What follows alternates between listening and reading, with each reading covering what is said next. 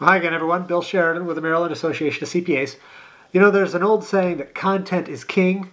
Not anymore. Today, content curation is what really matters. That's the notion of taking this flood of information that we're all dealing with in this internet age and making sense of it, delivering to me the information that's important to me, that adds value to my life so that I can ignore all the rest. Content curation. And Steve Rosenbaum is generally regarded as one of the leading experts in this area of content curation. He writes for Forbes, he writes for Huffington Post, and is just generally regarded as one of the leading thought leaders in this area. And he spoke at the 2012 Digital Now conference in Orlando. And I had an opportunity to sit in on a kind of a mini press conference with Steven before his keynote address, and he talked about all this. He talked about content curation from an association point of view and what it means for us as we serve our members. But not only that, he talked about it from our members' point of view. Should CPAs consider becoming content curators for their clients? And also, what does content curation mean for the future of learning? Steven talked about all of this and more, and so let's listen into what Steven Rosenbaum has to say about this notion of content curation. Define the terms for us. What do we mean when you talk about content curators? Sure. So there's a temptation to think of the word curation as a newfangled version of editor or journalist, and I don't believe that's correct. In the olden days, the professionals made content, consumers consumed it. And there were really bright lines around, and maybe you wrote a letter to your Aunt Edna, but that wasn't content, that was correspondence. Now we're in a place where everyone makes content. We all tweet, we all check in, we all blog, and incrementally none of us think of doing that as anything other than just kind of part of our daily lives. But the net result is that we've essentially broken the web. And we've broken the web by just filling it with data, which search engines can't tell the difference between you're saying, hey, I'm at Disney, and a travel writer writing, just had a good trip to Disney, and someone saying, had a terrible trip. Like, all of those things blur together. And so curators are increasingly three things. They're creators of content to some extent. They make some content. They're organizers. They knit together existing other sources into a coherent narrative, and they're collectors of content from audiences. So, as an example, and some of my journalist friends find this very troubling. They see it as their role shifting from being an author, being a speaker, to being essentially a high paid, or maybe in some cases low paid, file clerk. And what I say to them is, think of it from a grocery store perspective. Back when there were local grocery stores, the people that made cereal or soda or whatever they made one brand, and there was a limited amount of shelf space. And so if you were Coke, you put. Now there are these massive supermarkets, and so if you don't make Coke, Diet Coke, Lemon Coke, Raspberry Coke, caffeine-free Coke, and 97 other things to fill the shelf space, someone else comes in and fills that shelf space, and all of a sudden you become proportionally smaller. So what that means for associations in particular is you need to be the thought leader in your space. It's not an option. You need to be the curator of the most thoughtful information for your members, because they're tuning somebody out. They're going to start tuning somebody out, and you don't want it to be you. Yeah, and we've talked a lot about associations being curators, and the need that our members have for us to be doing that, and we've been kind of doing a poor man's version of it for the last couple of years. But is there a role for our members to actually start to become curators for their clients? Should they be thinking about something along those lines as well? So absolutely, and I would also say curators for you. So go back to the early days of the internet. For those of us who've been in it a while, remember sysops? Remember early days of sysops? These were volunteers that stepped up and said, I'm going to be a leader in this community. So if you look at your membership and you realize that your membership is not monolithic, but in fact has specialty groups and regional nodes and different sets of practices, all of a sudden you say, you know what? Within the community, there are people that want to build their brand, right? Because the thing about curation is, it's part of how in a digital world you become meaningful. I mean, I will tell you, I have 17,000 Twitter followers, which I think is an awful lot. And I'm pretty careful about what I tweet. and I read every link before I don't retweet anything that I don't want to endorse. And I have a real kind of thesis in my head about how I want to be perceived on Twitter. And I actually have a couple other Twitter accounts that I use for different things. But on my core account, I really want to be a thought leader around curation. I think the space is important and interesting and intellectually complex. I would guess that in each of your memberships, there is similarly, people who would say, you know what, I'm going to filter everything about this subspecialty, and I'll send it up to the mothership, and you can start to feature me as the featured member curator around this. And part of what we're talking about trying to kill, not to be too harsh about it, is we're trying to kill the BCC. We're trying to kill this endless inbox flood of, hey, did you see this? And either you didn't and you missed it, or 19 people forwarded it to you, and you have to say, yes, thank you, or you don't respond and people think you're rude, and they say, just checking to make sure you read. There are lots of opportunities for members to both build their brand, their digital brand, and by the way, it also makes them smart.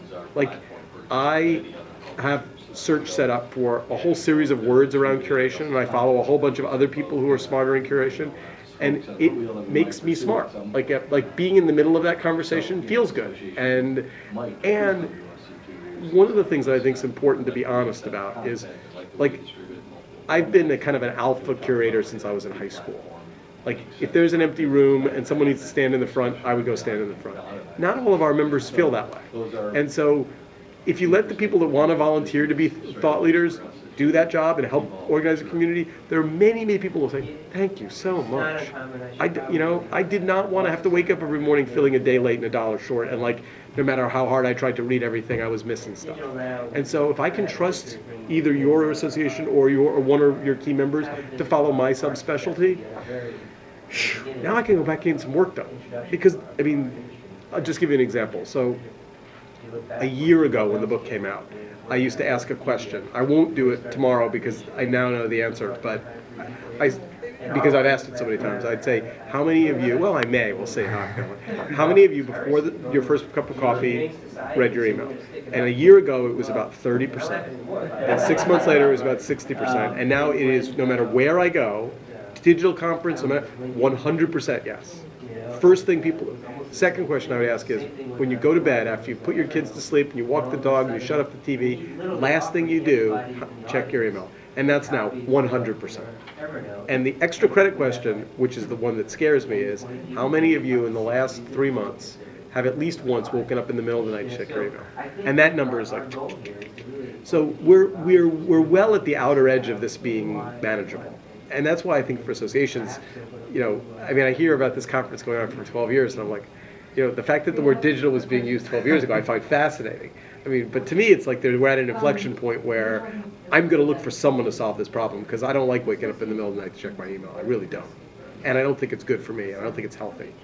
And I don't think bailing faster is the solution.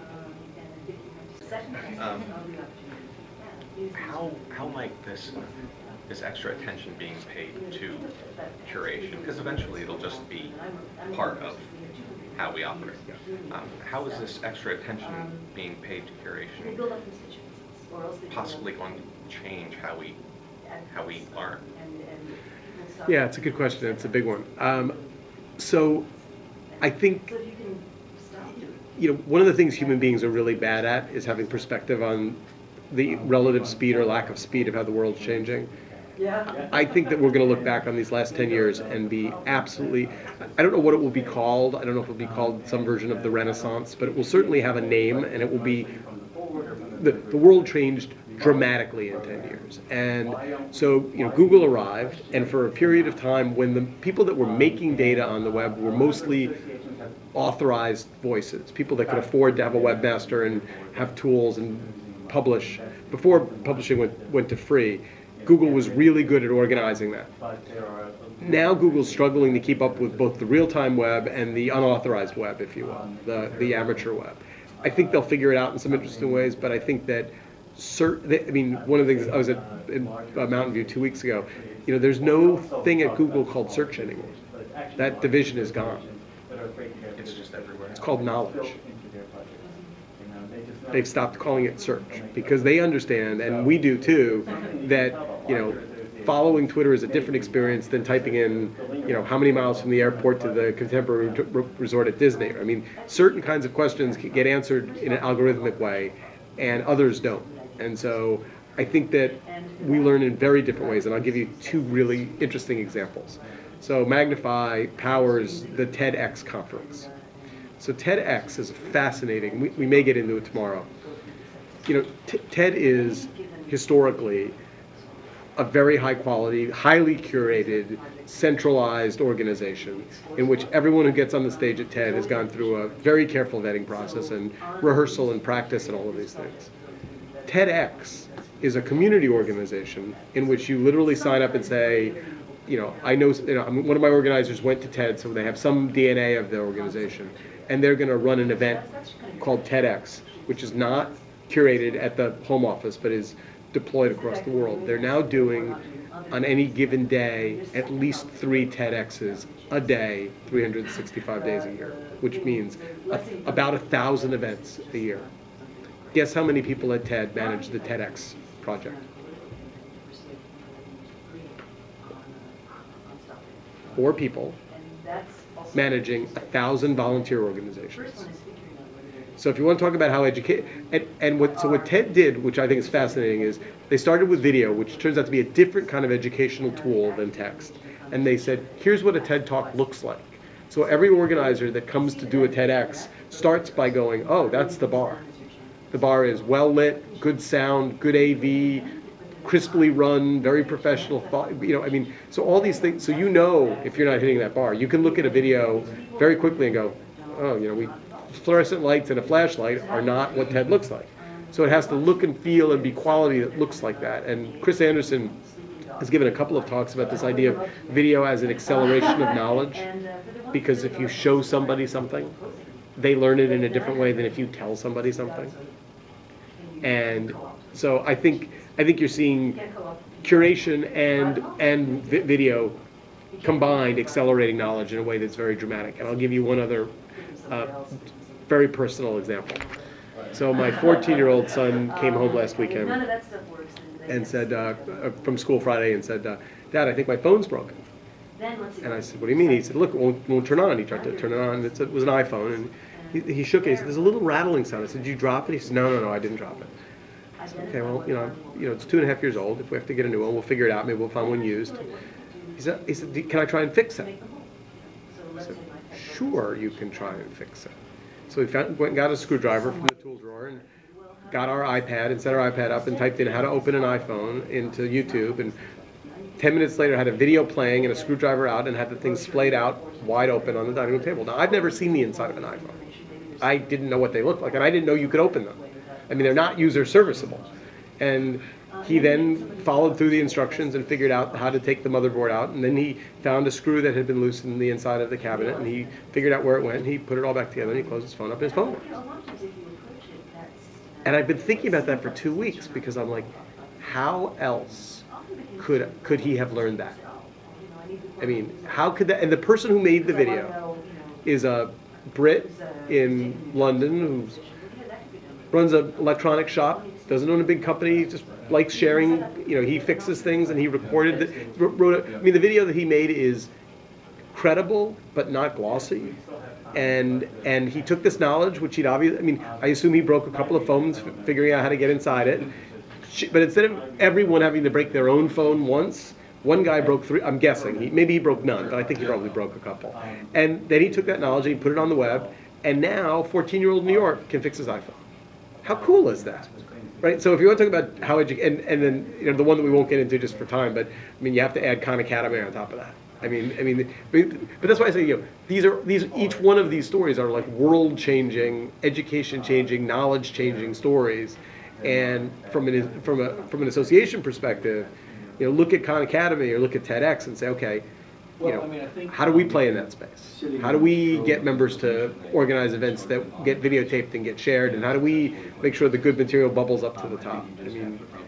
I think associations are ideally suited to be narrowcast broadcasters, and I think part of what I'll say tomorrow is I also think it's like, I think if you come back to this conference in 3 years and you haven't deeply experimented with some of those things, the world will, people will find other ways to communicate with your peers will crop up.